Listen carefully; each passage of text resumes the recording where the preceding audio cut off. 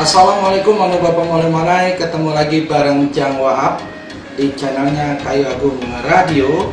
Ya seperti biasa warahmatullahi wabarakatuh. Ya setiap kita ketemu pasti kita akan memperbincangkan mengenai masalah seni, budaya, adat istiadat, nilai tradisi, dan juga tak kalah penting ini ada dongeng. Kita lihat bahwa keberadaan dongeng waktu dulu itu sangat mencuat sekali, manakala seorang ibu itu biasanya selalu menginap-bobokan tidur anaknya. Nah, kalau itu ada bapak mau mengenai lebih jauh lagi, tentunya seperti biasa kita ketemu lagi bareng Pak Yus Rizal. Ya. Selamat malam. Selamat malam. Ya. Ayo, ada bapak mau mengenai sebelum kita lanjutkan ya bincang-bincang kita kali ini. Ya, jangan lupa untuk bapak mau mengenai tonton terus video di channel Kayu Agung Radio sampai tuntas, jangan sampai gagal paham untuk bapak mau mengenai. Yo, yang pastinya kita berharap setelah ditonton, subscribe dan di like serta di komen. Yo, untuk bapak mau mengenai. Kalau itu, iya, kita lanjutkan bincang-bincang kita dengan Pak Yus Rizal. Iya, Pak Yus Rizal. Ya. Kalau kita ngomong-ngomong ini mengenai masalah sastra yang ada di masyarakat Kayu Agung, Kabupaten Ogan Komering Ilir, pada hakikatnya iya berbicara mengenai bentuk-bentuk dongeng ya. Tujuan dari dongeng itu sendiri ya di awal sudah yang kasih gambaran sedikit ya untuk Bapak Morimana bahwa tujuan dari dongeng itu adalah salah satu menginak-bobokan anak pada saat dia susah tidur. Ya, selain dari ditimang-timang itu biasanya sering diceritakan semacam dongeng ya. Nah, kalau boleh tahu Pak Yusija, apa yang kita angkat dongeng pada kali ini ya, perbincangan kali ini ya? Iya, seperti di Wahab tadi sudah bicarakan kan, bahwa banyak sekali bentuk-bentuk dongeng itu kan. Ya, diantaranya yang pernah populer dongeng yang ada di Kayu Agung ya, itu seperti ada dongeng Samak Pulan misalnya kan. Samak Pulan ya. Kemudian dongeng ini antara habitat hewan unggas kan, yang pada akhirnya berkaitan dengan cerita kisah dongeng antara musang dengan burung elang kan. Benar. Ya. Ada juga dongeng-dongeng yang lain seperti halnya batu belah batu petangkuk. Dan dongeng yang kita bahas sekarang ini itu yang berjudul Kucing Petori. Wah, Kucing Petori. Baik, kalau nggak tahu Bapak mulai mana? Sebelum kita lanjutkan perbincangan kita atau dengarkan cerita dari Pak Yus Rizal, jangan lupa kalau Bapak mulai mana? Ya pun.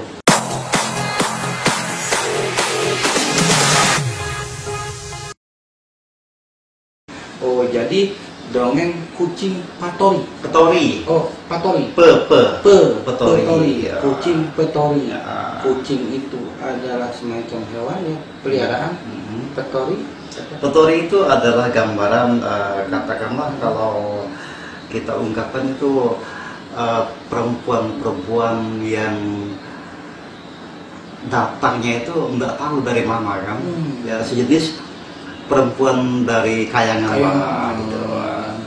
Jadi sebutan petori di sini menyatakan bahwa seorang perempuan yang punya keanehan-keanehan. Tapi luar biasa cantiknya itu. Ya, jelas dia kalau sudah ada kata kelas petori itu orang-orang yang terbilang cantik. Nah, kalau ini apa namanya boleh tahu Pak Yusjal, penasaran benar. Jadi mana sih kisahnya dari Kucing Petori itu? Dongeng Kucing Petori ini ya, ini merupakan satu dongeng ya yang mengisahkan antara kehidupan manusia dengan kehidupan seekor kucing. Dan pada suatu ketika zaman dahulu kala kan, terjadilah banjir besar sehingga banyak manusia-manusia yang hidup di tepian sungai kan, yang hilang tanpa jejak, kemudian rumah-rumah mereka hilang hancur di bawah arus air kan. Nah, salah satu dongeng yang kita ambil sekarang itu dongeng Kucing Petori ya. Ini mengisahkan sebuah keluarga ya, yang di dalamnya ada seorang ibu, seorang ayah, seorang nenek ya, kemudian ada seorang cucu. Nah, kebetulan keluarga ini termasuk korban daripada banjir besar tadi kan, sehingga yang tinggal tersisa dalam keluarga itu hanya ada seorang nenek dan seorang cucunya perempuan. Iya. Nah, kisah selanjutnya dari Kucing Petori tadi. Nah ini tanpa disangka-sangka oleh seorang nenek tadi kan, di tempat mereka yang mereka tinggali ini adalah sebuah gubuk yang katakanlah ya tidak pantaslah untuk dihuni oleh manusia kan. Ya bayangkan pada saat itu banjir sudah memporak-porandakan tempat manusia tinggal kan, atau rumah-rumah huni ya. Nah tiba-tiba saat sang nenek ini sedang meninabobokan cucunya yang kehilangan ayah dan kehilangan ibunya kan, ada seekor kucing yang tiba-tiba masuk mendekati cucunya yang sedang tertidur ya. Nah kenapa kucing ini ya katakanlah seperti gerak-geriknya seorang manusia. Setiap nenek itu kemana saja aktivitasnya selalu diikuti oleh si kucing kan. Nah pada suatu ketika cucu si nenek ini nangis tidak berhenti-henti kan. Nah, ternyata cucunya ini adalah dalam kondisi lapar, tidak ada yang dimakan kan. Si nenek akhirnya menipu, dia berbuat sesuatu untuk cucunya supaya tertidur kan. Dia mengambil beberapa bongkah batu yang ada di sekitar rumahnya kan, langsung direbus si batu tadi kan. Ternyata kucing tadi memperhatikan gerak-gerik si nenek kan. Nah saat itulah kucing tersebut tanpa dilihat oleh si nenek, air matanya jatuh ya, memperhatikan nenek itu betapa kasihannya terhadap si cucu tadi kan. Nah lantas cucu tertidur, batu pun masih direbus. Pada saat kecapean si nenek, dia ikut tidur. Pada saat itulah si kucing tadi, dia merubah wujudnya menjadi seorang putri yang cantik jelita. Terus dia turun ke bawah, mencabut beberapa batang ubi kayu. Batu-batu tadi diambilnya, digantinya dengan rebusan ubi kayu. Nah, begitu nenek itu terbangun, dia terkejut kan, kok kenapa bisa jadi ubi ya? Padahal ya tadinya dia merebus beberapa buah batu kan, bongkah batu kan. Tapi kucing tadi tetap kembali menjelma sebagai kucing lagi kan. Nah, kucing memperhatikan begitu lahapnya si nenek dengan si cucu tadi memakan ubi yang direbus tadi kan. Nah, hari demi hari kemudian si nenek ini tetap berpacu mempertaruhkan dirinya untuk sang cucu ya. Karena cucu ini merupakan bagian daripada garis keturunan mereka di kemudian kan. Bayangkan seorang anak kecil yang baru berumur 4-5 tahun kan, sudah ditinggal orang tuanya, meninggal, dan tidak tahu di mana rimbanya karena terbawa arus ya. Nah, disinilah si petori tadi ya, yang sering menjelma sebagai kucing ya. Setiap nenek itu ada aktivitas, sedang memasak didekati kan, sedang dia tidur didekati. Nah, ada sesuatu yang jadi aneh oleh si nenek kan. Nenek itu tahu bahwa dia ini tidur tidak menggunakan selimut karena demi menyelimuti cucunya kan, sehingga dia hanya memakai pakaian saja yang sederhana kan. Si kucing tadi begitu si nenek lelap tertidur, dia selalu berusaha diambillah beberapa kain yang ada di dekat nenek itu, langsung diselimutkan kepada si nenek kan. Nah, begitu si nenek bangun, dia pun terkejut, siapa yang memberi saya selimut kan. Kucing tadi pura-pura dia tertidur juga, lelap di dekat sang cucu tadi. Nah, lalu kejadian-kejadian berikutnya kan, nenek ini tanpa disadari oleh si cucunya kan, dia sedang katakanlah mencari-cari sesuatu kan, sambil menangis.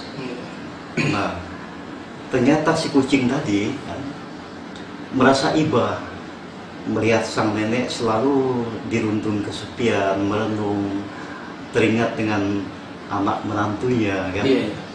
Dia menangis. Nah, si kucing tadi mengambil sisir, lalu rambut si nenek tadi disisiri. Bayangkan seekor kucing bisa menyisirkan rambut sang nenek kan. Nenek tadi semakin heran dia kan, kucing ini aneh katanya kan. Nah, suatu ketika nenek ini pura-pura mau meninggalkan rumah. Nah, dia nitip, hai kucing katanya kan, cucu aku tinggalkan, kamu sama-sama cucu aku ya di rumah. Kucing tadi hanya meong meong kan. Nah, ternyata si nenek ini tidak jadi pergi. Dia hanya pergi ke dapur dan berlindung pada daun pintu kan. Begitu beberapa menit kemudian, si kucing tadi keluar masuk sambil mengong-ngong gitu. Nah, mungkin dalam meongnya itu memperhatikan sudah kemana nenek tadi kan. Nah, suatu saat si kucing tadi menjelma menjadi seorang gadis yang cantik jelita. Terus si kucing tadi langsung mengambil beras, kemudian dia mengambil sayur-sayur di bawah ya, dimasak. Begitu nasi sudah masak, sayur-sayur sudah dimasak dalam bentuk tumisan dan sebagainya kan. Nah, kenapa nenek ini muncul pada saat si gadis atau si kucing tadi sedang asik memasak kan. Dia tidak sempat untuk merubah dirinya kan. Nah, akhirnya si kucing tadi tidak bisa mengelak lagi, tetap dia menjadi sosok manusia kan. Ternyata kan si kucing petori ini kan, ini bukan orang lain dalam bagian keluarga si nenek. Dia adalah cucunya juga, tapi lain daripada ibu, lain ibu daripada cucunya yang meninggal tadi, yang masih hidup tadi kan. Ayahnya adalah anak kandung si nenek kan. Dia ini 2 kali menikah. Menikah pertama itu anaknya yang menjelma jadi kucing tadi kan. Anak kedua adalah anak yang dihidupinya selama orang tuanya tidak ada tadi kan. Pada akhirnya terjadilah kesemupakatan antara si nenek dengan si kucing tadi kan. Si nenek bertanya, kamu ini siapa? Terus karena dia tidak bisa mengelak lagi, saya anak dari ini, cucu nenek yang pertama. Neneknya teringat, anak ini memang dibuang oleh ibu kandungnya sebelum terjadi banjir besar itu. Nah, ternyata si kucing tadi ini termasuk titisan daripada para sang dewa yang dititiskan ke dalam rahim daripada ibunya kan. Nah, karena ibu si kucing tadi adalah berhati bejat terhadap keluarga, maka si anaknya tadi diambil oleh para dewa, diasingkan kan. Dan pada saat banjir, saat itulah si kucing tadi dikembalikan bersama orang tua daripada ayahnya. Nah, kalau kita ambil satu kesimpulan ya dalam dongeng kucing pulan ini kan, ini merupakan satu bentuk hikayat kan, yang menceritakan tentang bagaimana sikap kemanusiaan dalam menanggapi kehidupan dalam bentuk keseharian kan. Nah, ini Pak Isijal, tadi di awal memang saya agak sedikit tertipu dengan apa namanya kisah atau dongeng kucing petori. Jang Wahab memprediksikan bahwa kucing petori itu, bahwa putri itu punya kucing. Nah, setelah Pak Isijal ceritakan tadi bahwa ada anak kecil yang selalu diinap-bobokan oleh neneknya, harapan Jang Wahab tadi, bukan harapan sih sebenarnya, prediksi Jang Wahab tadi bahwa itulah yang akan menjadi putri setelah dia dibesarkan, tumbuh kembang, dan kucing pun membantu kehidupannya dan sebagainya. Maka kucing itu adalah salah satu peliharaan dari, ternyata memang beda itu.